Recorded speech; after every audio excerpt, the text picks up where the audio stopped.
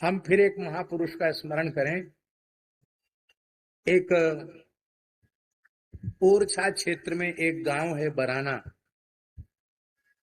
वहां एक पहाड़ पर मंदिर है श्री राधा मुरली मनोहर।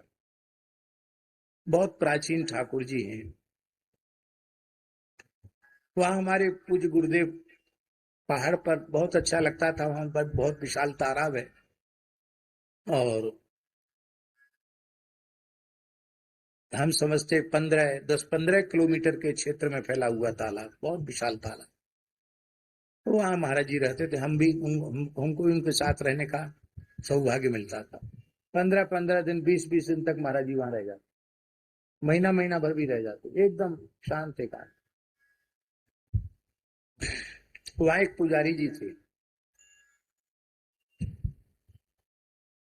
साधु साई नाम उनका क्या था वो तो हमको पता नहीं है, पर बुंदेलखंड में लोग कोई ना कोई नाम धर देते हैं।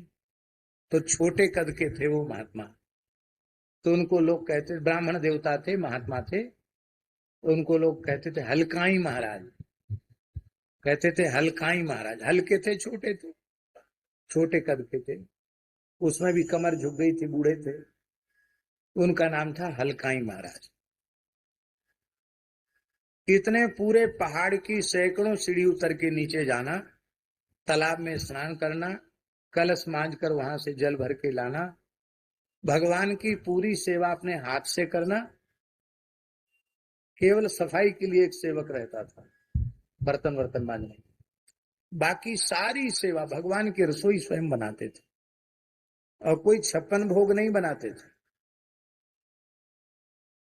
त्योहार पे विशेष भोग लगता और बाकी रोज तो उड़द की दाल, क्यों खेत में उड़द हो जाता, और मोटे मोटे चूल्हे के टिक्कड़, पतली रोटी नहीं, मोटी रोटी,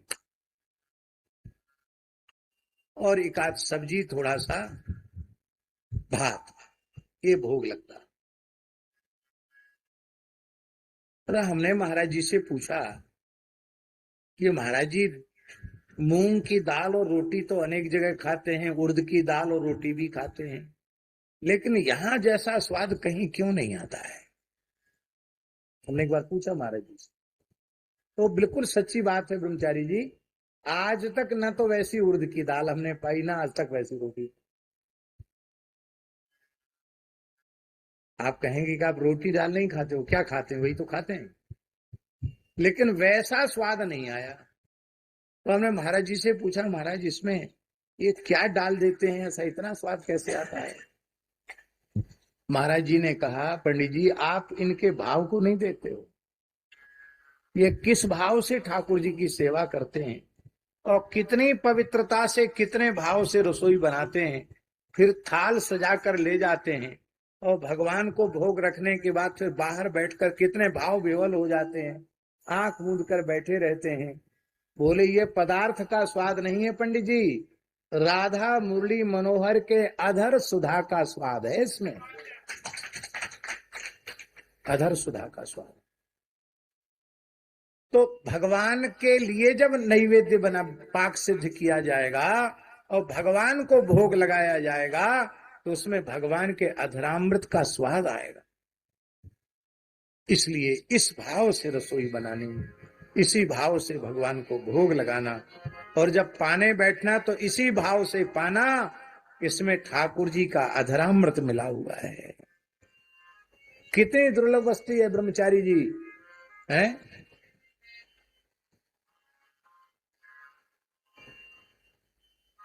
लाल जी का अधरामृत ये प्रिया जी का सर्वस्व है, प्रिया जी का अधरामृत लाल जी का सर्वस्व है। और हम कितने भाग्यशाली, हमको कुछ नहीं करना पड़ा, प्रसाद के रूप में प्रिया प्रीतम दोनों का अधरामृत मिल गया। दोनों ने अपने मुख से पाया है ना उसको, तो उनके अधर का स्पर्श हुआ उससे कि नहीं हुआ? तो हमको दोनों का अधरामृत मिल गया। इस भाव से प्रसाद का सेवन करे तो पावत परम प्रेम उपजावत, देखत ही मन मोद बढ़ावत, परसत पाप हरत ही को, देखते ही प्रसाद को हृदय आनंद से भर जाता है, हृदय का पाप नष्ट हो जाता है। पावत परम प्रेम उपजावत, परम प्रेम प्रकट हो जाता है, ऐसा प्रेम प्रकट हो जाता है कि भूलवत भाव पुरुष तीय को, पुरुष स्त्री के शरीर की भी विस्मृति हो जाती है। जैसे सुखदेव जी की अवस्था है, उनकी दृष्टि में स्त्री पुरुष का भी भेद नहीं, ऐसी अवस्था प्रसाद लेने से प्राप्त हो जाती है। भगवत रसिक भाव तो भूषण, तेहि क्षण होत युगल जिये को, भगवान का प्रिय हो जाता है भगवत प्रसाद का सेवन करने वाला। प्रसाद बुद्धि से प्रसाद का सेवन करने। जगत गुरु श्रीमदाद्य रामानंदाचार्य भगवान के 12 शिष्यों में एक शिष्य थे स्वामी श्री सुरसुरानंदाचार्य जी। देवर्षि नारद जी का अंशावतार कहे जाते हैं। उनकी प्रसाद निष्ठा बड़ी बलवती थी। महिमा महाप्रसाद की सुरसुरानंद सांची करी, एक समय अध्वा चलत बरा बाक छल पाए, पाछे देखा देखी शिष्य तनहु पाछे ते खाए, तिन पर स्वामी खिजे बमन कर बिन विश्वासी, तन तैसी पर तच्छ भूमि पर कीनी राशि, सुरसुरी सुवर पुन उदगले पुह प्रेन तुलसी हरी, महिमा महाप्रसाद की सुरसुरानंद सांची करी। सुरसुरानंदाचार्य जी महाराज जा रहे, प्रसाद में उनकी बड़ी निष्ठा थी। तो कुछ म्लेच्छों ने हिंदुओं का, संतों का, ब्राह्मणों का धर्म भ्रष्ट करने के विचार से अपना भेष बदल लिया।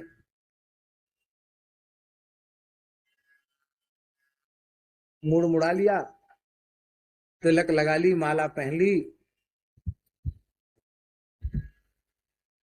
और दही बड़ा, बढ़िया दही बड़ा, ऊपर से खूब हरी हरी तुलसी रख ली। महाराज भगवान का प्रसाद लीजिए, प्रसाद लीजिए। सुरसुरानंद जी महाराज के सामने ही। और वो क्या करते थे, वो दुष्ट उसमें अखाद्य वस्तु का मिश्रण कर देते थे और फिर कहते कि तुमने तो अखाद्य खा लिया, वो हम मुंह से बोलेंगे नहीं, अवक्ष्य वस्तु खा ली और तुम धर्म भ्रष्ट हो गए। ऐसे लोगों को धर्म भ्रष्ट करते थे। सुरसुरानंदाचार्य जी के साथ भी वही चल किया। अब उनकी प्रसाद निष्ठा, प्रसाद शब्द का उच्चारण कर दे तो वो साष्टांग प्रणाम करते थे। उन्होंने सुना कि भगवत प्रसाद है तो लौट कर साष्टांग प्रणाम किया और ऊपर से तुलसी दल लिया, मंजरी युक्त तुलसी वो मुख में ले लिया और एकदम भाव विभोर हो गए। वाह वाह, आज भगवान का प्रसाद मिल गया। पदार्थ नहीं लिया, वो दही वड़ा नहीं खाया, केवल ऊपर की हरी हरी मंजरी युक्त तुलसी मुख में रखी। अब वो तो आगे बढ़ गए, चेले पीछे से आए। शिष्य तो आओ महाराज, बोले हमारे गुरु महाराज यहाँ, बोले हाँ यहीं से गए। उन्होंने भी पाया, हाँ हाँ खूब पाया। तो देखा देखी शिष्य तनहु पाछे थे खाए। गुरुजी ने तो केवल तुलसी दल लिया था और चेलों ने भरपेट दही बड़ा खाया। और दही बड़ा है ही ऐसी चीज, पंगत में दही बड़ा मिल जाए तो लोग रुचि से खाने वाले और सब की ओर ताकना देखना बंद कर देते हैं, क्योंकि दही बड़ा तो दही बड़ा है। एक पंडित जी से पूछा शुक्लाम वरधरम देवम का अर्थ क्या है? पंडित जी बोले दही बड़ा अर्थ है। शुक्लाम वरधरम देवम, सफेद दही की चादर ओढ़ लेता है, क्या कहना। शुक्लाम वरधरम देवम शशि वर्णम, ऐसे लगता मानो पूर्णिमा का चंद्रमा हो। चतुर्भुजम, चतुर्भुजम माने चतुर लोगों का भोजन। चतुर लोग पूरी साग नहीं खाते, दही बड़ा ही खाते हैं। चतुर्भुजम, और ऐसा सुंदर दही बड़ा सामने आ जाए तो प्रसन्न वदनम ध्यायेत, और पेट में चला जाए तो सर्व विघ्नोपशांति। ये अर्थ नहीं है इसका, लेकिन वो पंडित जी ऐसे ही थे, उन्होंने ऐसे ही अर्थ किया। तो दही बड़ा लोगों को रुचकर लगता है, लोगों ने खाया। गंगा किनारे चल रहे थे, आगे पहुंचे तो सुरसुरानंदाचार्य जी योग बल का आश्रय लेकर चलते थे, तो उनकी गति तीव्र थी, बाकी शिष्य पीछे रह जाते थे। गुरु महाराज बैठे थे आसन से, शिष्य आए, कहा दूर रहो, तुम लोग सब धर्म भ्रष्ट हो गए। कौन बनाने वाला है, किस देवता को भोग लगाया गया है, क्या सामग्री पड़ी हुई है, इसका विचार किए बिना तुमने क्यों खाया?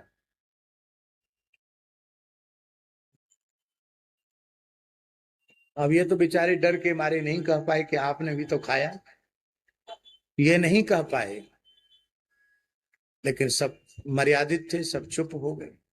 क्यों खाया तुमने? प्रसाद बुद्धि अभी तुम्हारे भीतर नहीं है, अभी तुम्हारे भीतर पदार्थ बुद्धि है, प्रसाद बुद्धि नहीं है। फिर क्यों खाया?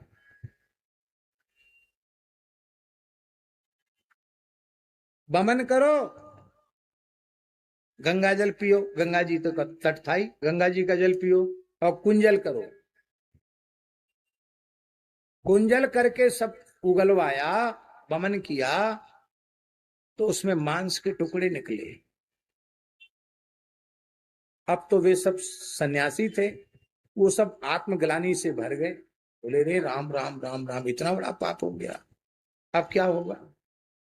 बोले फिर जल पियो, फिर कुंजल करो, फिर जल पियो, फिर कुंजल करो, फिर पानी पियो, शंख प्रछाल करो। शंख प्रछाल जानते हैं? जैसा पानी ऊपर से पियो वैसे ही मल द्वार से निकल जाता, उसको शंख प्रछाल कहते हैं। तो वो महान योगी थे, अपने चेलों को नेति धोती कुंजल वस्ती शंख प्रछाल आदि क्रियाओं में लगा दिया। इसको खटकर्म कहते साधु लोग, खटकर्म में लगा दिया। और महाराज वो तो उनकी हालत खराब हो गई खटकर्म करते करते। आखिर उनके मन में आ गया कि गुरुजी चुपचाप बैठे, हमसे कहते बार बार पानी पियो, उल्टी करो, बमन बेरेचन सब हमको कुल कर्म हमारे करवा दिए, और ये खुद मुस्कुरा के बैठे, खुद खाए डकार तक नहीं लेते हैं। मन में उनके आ गया। तो उनके मन की बात सुरसुरानंदाचार्य जी ने जान ली। उन्होंने कहा तुम लोग अभी भी शुद्ध नहीं हुए हो, क्योंकि तुम यदि शुद्ध होते तो तुम्हारा गुरु के प्रति अशुद्ध भाव नहीं होता। हमारे प्रति जो तुम्हारा अशुद्ध भाव है, इससे पता चला कि अभी भी अशुद्धि तुम्हारे भीतर है।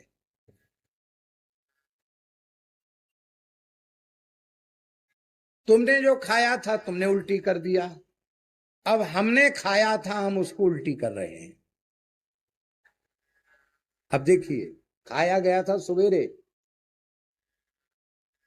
और दिन में पहुंच गए वहां, और रात हो गई उल्टी बमन करवाते करवाते, पूरी रात बीत गई, सवेरा हो गया, 24 घंटे के लगभग हो गया। और 24 घंटे तक इसी तरह से शिष्यों को नचाते रहे सुरानंदाचार्य जी बमन विरेचन में। और इसके बाद उनको कहा अब हम तुमको दिखाते हमने क्या खाया था। तो उन्होंने जैसे ही गंगा जल पी करके बमन किया, तो हरी हरी तुलसी और खिली हुई मंजरी उसमें से निकली। आप विचार कर सकते हैं, मुख में 5 मिनट रखने के बाद भी वैसी रह जाएगी तुलसी क्या? और 24 घंटे के बाद बिल्कुल वृक्ष से उतारी हुई हरी हरी तुलसी और सुगंधित मंजरी 10 दिशाएं सुगंध से गमगमा उठी, और कहा अब ये प्रसाद का कण तुम लो, तब तुम शुद्ध होगे। प्रसाद में विकार नहीं होता है। इसका मतलब कृष्ण कुमारी जी ये है कि प्रसाद के नाम पे चाहे जो नहीं खा लेना चाहिए। फिर से सुन लो, प्रसाद के नाम पे चाहे जो नहीं खा लेना चाहिए।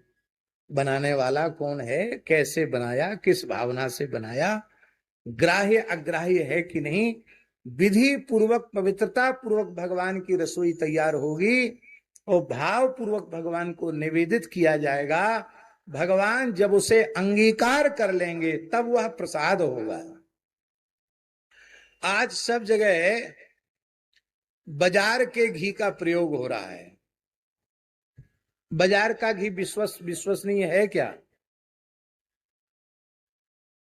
तेल भी विश्वसनीय नहीं, घी भी विश्वसनीय नहीं। हम पहले कहते थे कि घी में चर्बी मिलाई जा रही है। एक सज्जन हमारे पास आए, अग्रवाल थे। उन्होंने कहा महाराज जी आप अपने वक्तव्य में संशोधन कर दीजिए। हाँ क्या संशोधन करें?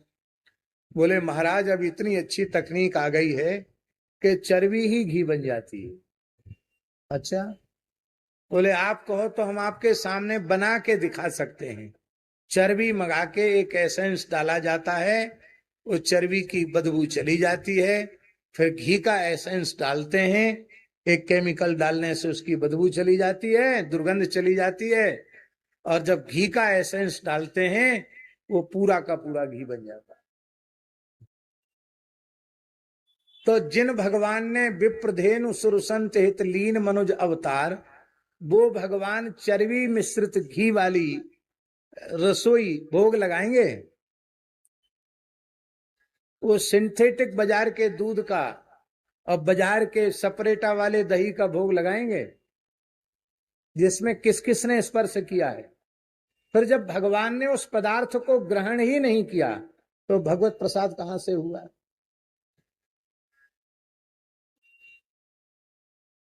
ये कोरी भावुकता की बातें नहीं है, इसी को विवेक कहते हैं। बिनु सत्संग विवेक न हो।